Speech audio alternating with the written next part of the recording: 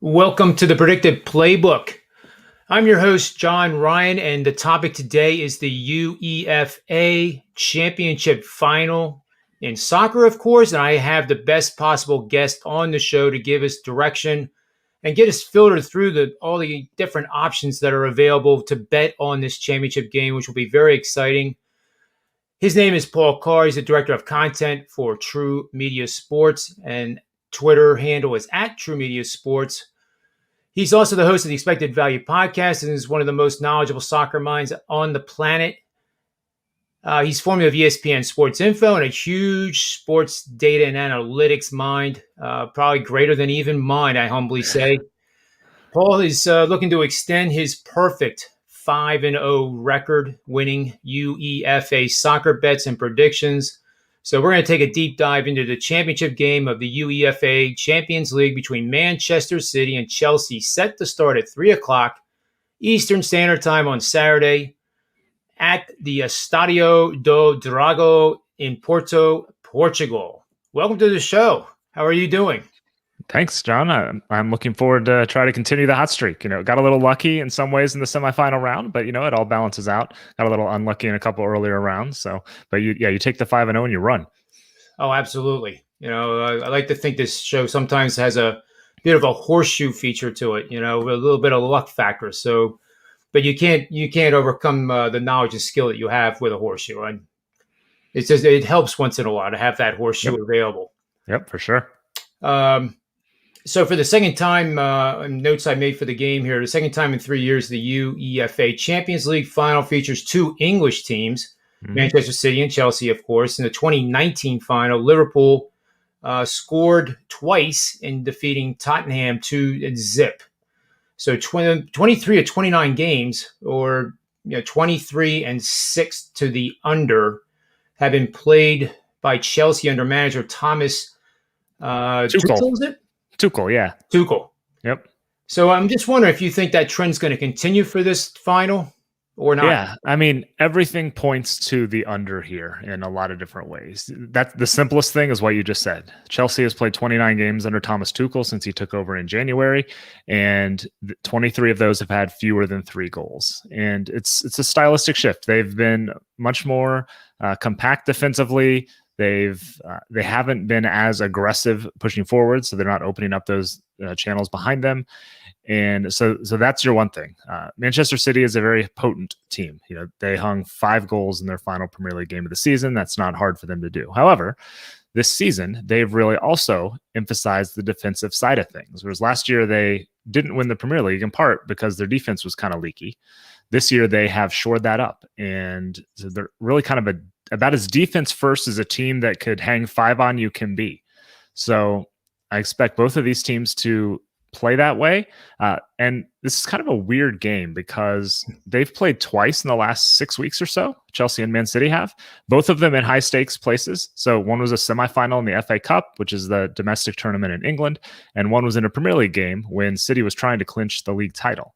And both of those games, one ended 2-1 Chelsea, one ended 1-0 to Chelsea. But that 2-1 game, they're both very low chance games. Not a lot of high quality chances either way. Both more likely than not would have gone under. So I expect we'll see more of the same here in this final here. Yeah, I would tend to agree with you. It just seems like both teams really won't want to take chances, not just early, but if they take chances, it's going to be more towards the end of the time period than anything else, so that they don't get behind. It is so hard to catch up and then regain the lead. It is absolutely a soccer cliche to say that the final of pretty much any tournament is going to be kind of cagey, cautious. Teams aren't going to open themselves up early. But for this specific matchup, it's true. I mean, we saw it last year when Bayern beat PSG 1-0 in a game that I think everyone expected. I think I may have picked it to go over like 3 or 3.5 goals because you had 2 high-powered teams. And that one got a little, again, cagey is the classic soccer word that you see here. So that's what we expect generally from a final. And I think that's what we're going to see here. So, you're looking at if you want to play under 2.5, it opened around -140 a few weeks ago, and now it's around -160 is what I saw it at yesterday. So I would still play it at -160. You're just kind of doing the math. Is this going to finish under 2.5? 60 plus a little percent of the time. And I still think that's true. And I should also point out, because these are things I've learned the hard way. When you're betting a final like this that could go to extra time, it could go to penalties. By default, most of your bets are for 90 minutes plus the stoppage time at the end. So I'm betting the under 2.5 for that regulation time. So not counting extra time, penalties don't count. So I just say that as a caveat because I've made this mistake before. Know what you're betting. By default, most stuff is just the 90 minutes, but you can also play different bets that we'll probably talk about that are, to lift the trophy or to go the whole time. Awesome. I'm taking notes here. That's the thing to do, I think. That's great advice because it is a lot of moving parts. Yeah. No league that I've ever seen has teams playing against each other that are actually the finalists in a major championship. And it's kind of weird. It's really interesting because one of the questions would have been, does the 4-week layoff affect either team? Well, they've played several times and then they actually met up, like you said. So there is no layoff. It's just they all finished the Premier League schedule last week, so they all played last Saturday, then traveled to Portugal. So it's not like there's a rust factor for either one of these teams. This is just the last game of their season that's been going, almost nonstop since July. Very cool. And I know there's some prop bets that you were definitely targeting to bet, and anxious to hear what those are. Yes, there are a ton of prop bets. This is the biggest club game of the year, so it's not to the Super Bowl extent where you have pages and pages of crazy prop bets, but you find a lot more options than you might find in a normal soccer match. So my favorite is for the first half for there to be exactly one goal. So one goal between the two teams in the first half. That's plus 150 is the price I got it at, and I just think we've talked about it being low scoring, and we've talked about how teams they're not going to want it to get away from them. So this is kind of, you play it out in your head. Okay, so if somebody scratches out a goal in the first half, what are they more likely to do? Like the team that's behind, I think, is not going to suddenly open things up because they don't want to lose it in the first half, so to speak. The team that's ahead is going to basically do what they were doing anyway, regardless of if it's City or Chelsea, and play tight defense and look for those chances to break. So it really doesn't change much, and I just think it's a likely thing. So plus 150 again, you need 40% odds is your break-even point. And I'm trying to find the numbers here, but I think it's about half the games for Chelsea this season. 52% of Chelsea games under Tuchel have had exactly one first half goal, and about 45% under City. So, not under City, but for City this season in all comps. So that's kind of just, you do the math, and one goal seems fairly likely. This could easily be a 0-0 at halftime. Don't get me wrong, but you're playing that 40% chance, 40+% chance that you get exactly one goal. So that's my favorite prop that I'm looking to play. Yeah, I'm looking at Chelsea's last 5 games. They were all 1-0 or 2-1. Yep. So very, very consistent there. And even the head-to-heads, the highest scoring game was 3-1 Man City win on January 3rd of this year in the English Premier League. Yep, and that was before Tuchel took over. So that was basically a different Chelsea team, same personnel obviously, but a different manager, a different philosophy we saw there. Yeah, that's. Let's move on to the next one. Hopefully there are more. No. I mean, the other plays, what are you going to do for the game? So this is where you have, you know what you're betting. So I'll start just by, you look at the odds to lift the trophy. So this is to win, regardless of if it's regulation, extra time, penalties, whatever. I mean, if you tell me, if I have to tell you which team is more likely to win the game, the answer is Manchester City. They are better than Chelsea. They have been for pretty much all season. So they are more likely to lift the trophy in this game than City. But of course, that's not what we're talking about here. We're talking about what kind of prices can you get. So City is about minus 225 to lift the trophy. So they've got to win it like 70% of the time for you to make that a profitable play. And I don't think that makes a lot of sense. Chelsea's around plus 175. So, they've got to win it about a third of the time or so.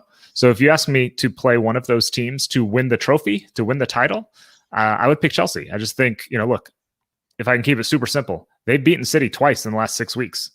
So they've got a 1 out of 3 shot of doing it here. So if you want to play a trophy team, that's what I would do. I'm looking to play Chelsea to win in regulation, though. I got that at plus 340, I believe. So you need that to come through 1 out of 4 times. And I just think that these two teams, since Tuchel took over, they're underlying numbers have been very similar. Now, City is finishing better. Chelsea hasn't been finishing as well. So like their goal difference and the goals scored looks like City's way ahead of them over the last 3 or 4 months. But the underlying numbers just suggest that Chelsea is generating basically the same opportunities, and the difference in the opportunities one team is having versus conceding are basically identical over this stretch. So in other words, these two teams have been playing about the same level for the last several months. And so you get that kind of a price on Chelsea to win in regulation, plus 340. You need them to come through 1 out of 4 times in a game that's probably going to be decided by 1 goal or a weird bounce or whatever it might be. I think that happens. So that's my play, is Chelsea to win plus 340. That's in the 90 minutes. And if I had to pick one to win the trophy, I would play Chelsea again, even though I think City is more likely to win the title. I love it because I'm looking at the odds here on DraftKings, and regular time money line, Chelsea's at plus 360, Yeah. ties plus 240, Man City minus 114, and then regular time, Manchester minus 278, Chelsea plus 230. Wow. So that's it's getting even better for the value play for sure. Yep. Yeah, I would kind of expect the money. I don't know. I would expect it to come in on City. I don't know that there'll be a lot of late money either way. There'll probably be some late money on the over, or on the under rather, and make that price worse. Like I said, it opened at minus 140-ish. It's down to minus 160. I bet it's worse in some places now than it was a day or two ago. So yeah, if you want to play the under, you should probably jump on it sooner, because I don't think you're not going to get any better numbers there. And one question for you: there's a prop bet for corners. Which I haven't seen, but I guess it's like the Super Bowl and you get these extra opportunities. Yeah. So it ranges from Man City versus Chelsea here. Over 6.5 is minus 670. It seems like the expectation is 9.5. And explain for the people that don't know what a corner kick is. That's where they literally kick it from the corner on the offensive end. And they have the big curves on it and the headers, and it's a pretty exciting situation. Yeah, so that's you. When the ball's kicked out the end line by the defending team, the end line being in the goal line, but not in the goal, obviously, then the other team gets a corner kick. And so, generally speaking, corner kicks are a reflection of how of which team's attacking more, because you're in the attacking end more, you're going to get some corner kicks. So yeah, I haven't looked into that prop. I'm trying to do some quick research on what the teams are averaging this season. So see, Chelsea's averaging about 5.1 corners per game, and City's around 4.3. So that comes to 9.4. And you said the over-under was 9.5, I think? Yeah. The over, they have a bunch of them from 6.5 all the way up to 11.5. Yeah. So for example, over 11.5 is plus 265, but over 9.5 is minus 103. Under is minus 129. Yeah, if it's 9.5, I think I'd probably lean under. I mean, just based on initial research, both teams' games collectively are averaging, it looks like around 8-ish per game. So yeah, I'm assuming that's a 90-minute bet also. So if it's 9.5, I'm probably looking under for that. Because yeah, you're looking at 3 or 4 per team, and that still brings you in comfortably under the 9.5 under. And if they're playing cautiously or cagey, you would think that it would be definitely fewer than their average for the season. Right. Yeah. The X factor there is if one team gets a goal, the other team's pressing hard. That's when you start seeing more corners, because one team's just backing up and parking the bus, as they say, and the other team's pushing harder, and they're just more likely to have it at one end of the field than normal. So that's your X factor. If you take the under on corners, you're going to root for no goals, because the longer it stays tied, the more careful I think each team's going to be, at least in regulation. It's always interesting to see if one team decides to go for it in extra time or not. But in regulation, at least, it'll likely stay cagey the longer the game's tied. Yeah, it's great. And one last thing to discuss here. A lot of people don't know what the yellow card is and the red card, but you can actually bet on this. Yeah. So since it's listed, and I know what these cards are, they have prop bet here for most cards, total cards home team, total cards away team, total cards beyond regulation, and then red card given, which is the one that nobody wants to see. Get out. Yeah, I mean, I wouldn't expect a ton of yellow cards. Each team's averaging a little less than 1.5 yellow cards per game for the most part this season. So yeah, I mean, there's probably going to be one or two, but I wouldn't expect, if I had to make a bet, I'm probably not betting anything over 3 for regulation. Yeah, and it's exactly that's what the market is. But how do you earn a yellow card and how do you earn a red card? Yeah, I mean the short, this is a great philosophical question. Like just in the fact that the rules are a little bit vague. But the short version is you have your traditional fouls. A yellow card is basically I guess you'd call it a flagrant 1 if you're making a basketball analogy, and a red is a flagrant 2 where you're ejected, or is it the other way around? Whichever way it is in basketball, the worst one is the red one. I always forget that too. It's one or the other. Yeah. So, if you get 2 yellows in a game, that equals a red and you're kicked out. So, it's just got to be particularly egregious, either particularly aggressive or reckless or dangerous. That's your general term. And then if, there's just another tier of those same things, if it's going to be a red and get you thrown out. So, you see it in the highest levels. You see there's I think the Champions League final in 2008, I think, had a red card, and I think 2006 before that. So it happens. There's probably some others that I'm not thinking of, but it happens. And the big question is always, winning the game. If it happens early, it just completely changes the game. If it happens late, there's only a few minutes to make a difference. But if it happens early and it happens to give up a penalty, something like that happens, you just throw all your bets out the window because the game is just a completely different thing after that. And I was just thinking about the NBA now that they're bringing back the fans. The talk was that there'd be less technical fouls, and obviously if you get 2 of them, you're out of the game, because the crowd noise allows the players to say something to the ref under the breath, and the ref doesn't hear it. Yeah. So that made me think: are there going to be people at this game in full capacity? Yeah, they've got. I think their max capacity they're allowed is about a third of capacity, which I think is about 16,000. So it's TBD how many of those tickets will be sold or used, I guess I should say, because this game was actually originally scheduled to be played in Turkey, in Istanbul. They announced the Champions League final location years in advance, like they do with the Super Bowl or something. So it was scheduled for Istanbul, but then once Chelsea and Man City made it, both English teams, and England put, I don't know the exact term, but England put Turkey on its do not travel list or something like that.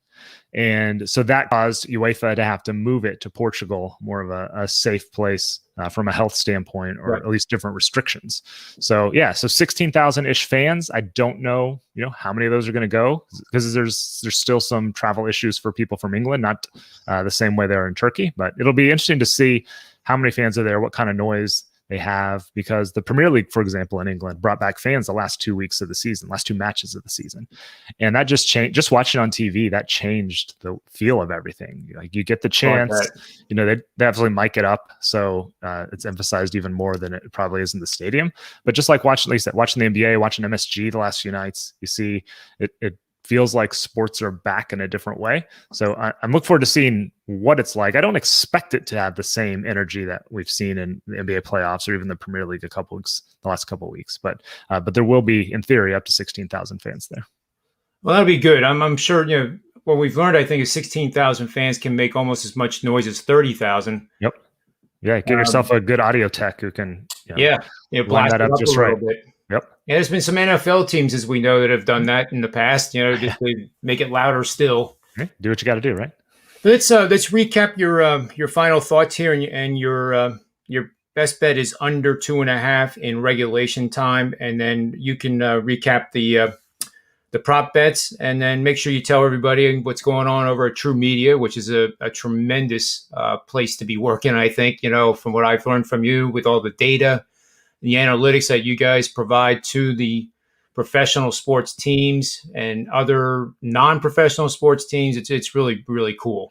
Yeah. So I like exactly 1 goal in the first half, plus 150. I like Chelsea to win in regulation again, plus 340. The price I got, like you said, might be able to find a better price. Always shop around. And TruMedia, we work with over 100 media and sports clubs around the world, soccer, including one of these 2 teams. Which some they like to be a little cagey again about some of these things, but soccer, football, baseball, we work with these teams basically as analytic solutions. We have all their data, we turn it into numbers and websites that they can use. So I don't have a huge programming background, but I can use a computer really well. And so we can turn this into, so you can generate your baseball heat maps or your football throw charts, whatever you might want to do, graphics, stats, things like that. So it's fun working with all these teams, seeing how they use data, seeing what they want to do with it, whether it's graphically, whether it's using the raw data itself or tables or whatever it is. So yeah, it's lots of fun to work with these teams and see how they're trying to make themselves better using the numbers. Well, tongue in cheek, I hope they are taking this data that you provide them and providing more offensive prowess in Major League Baseball. I guess I'm an old school guy. This launch angle thing just has me, sideways. And I'm a Charlie Lau disciple. Yeah, my boy. Yeah. Yep. So we got a George Brett back here. Yeah, you can see him. George Brett's back there, and that is a true disciple there. And A-Rod. A-Rod was Charlie Lau too. Yep. But, baseball. I don't know. It's different. It's not.